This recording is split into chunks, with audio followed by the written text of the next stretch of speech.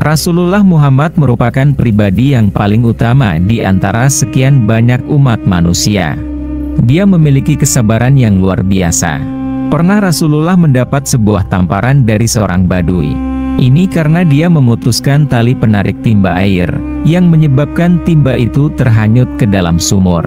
Kisah ini terjadi ketika Rasulullah berada di rumah putrinya, Fatimah. Kala itu, seluruh penghuni rumah, yaitu Fatimah, dua cucu Nabi, Hasan dan Husain, serta Nabi sendiri merasa sangat lapar. Tetapi, tidak ada satupun makanan yang bisa dikonsumsi. Rasulullah pun mengikatkan sebuah batu kecil untuk mengganjal perutnya yang sedang menahan lapar. Namun, Rasulullah tidak tega melihat kedua cucunya yang juga kelaparan.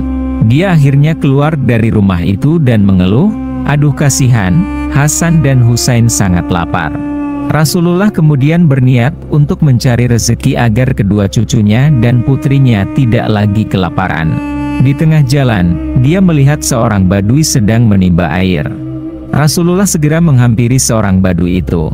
"Hai, badui, adakah pekerjaan yang bisa aku lakukan untukmu?" tanya Nabi Muhammad kepada badui itu. "Iya," badui menjawab. "Apa pekerjaan itu?" tanya Nabi Muhammad lagi. "Menimbakan air di sumur ini," kata badui itu. Nabi Muhammad kemudian mengerjakan pekerjaan itu, dan mendapat upah berupa 3 butir kurma. Nabi Muhammad memakan buah kurma itu dan melanjutkan pekerjaan. Nabi Muhammad pun berhasil menimba sebanyak 8 kali. Tetapi, saat ke-9 kalinya, tali timba terputus dan timba itu terjatuh ke dalam sumur. Nabi Muhammad berhenti sejenak dan merasa kebingungan. Melihat hal itu, si badui itu menghampiri, memarahi kemudian menampar Nabi Muhammad, dan membayar apa yang sudah dikerjakan Nabi Muhammad sesuai dengan upah yang ditentukan, yakni 24 butir kurma. Nabi Muhammad menerima upah itu tanpa terlihat wajah marah sama sekali. Kemudian Nabi Muhammad turun ke dalam sumur untuk mengambil timba dan diserahkan kepada badui itu. Si badui kemudian meninggalkan Nabi Muhammad, kemudian Nabi Muhammad pulang ke rumah Fatimah. Di tengah perjalanan, si badui itu tertegun, "Jangan-jangan yang aku tampar tadi Nabi Muhammad." Si badui itu kemudian memotong tangan yang tadinya dipakai untuk menampar Nabi Muhammad. Darah bercucuran dari lengannya hingga dia pingsan. Beberapa musafir melihat si badui itu kemudian mencoba membuat si badui tersadar dengan terus menyiramkan air. Si badui itu siuman. "Musibah apa yang menimpamu?" tanya salah satu musafir. "Saya telah menampar seseorang yang saya kira adalah Nabi Muhammad. Makanya saya potong tangan saya karena takut mendapat musibah," kata si badui. Badui itu kemudian menuju masjid untuk mencari Nabi Muhammad.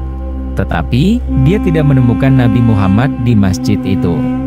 Dia kemudian menuju rumah Fatimah dan berteriak-teriak memanggil Nabi Muhammad. Saat itu, Nabi Muhammad sedang mendudukkan kedua cucunya di atas kedua pahanya sambil menyuapkan kurma kepada Hasan dan Husain. Mendengar teriakan itu, Nabi Muhammad menyuruh Fatimah untuk melihat siapakah dia. Fatimah kemudian melihat keluar dan terkaget karena mendapati badui yang terpotong tangannya. Dia segera menghadap Nabi Muhammad dan menyampaikan ada badui yang tangannya terpotong.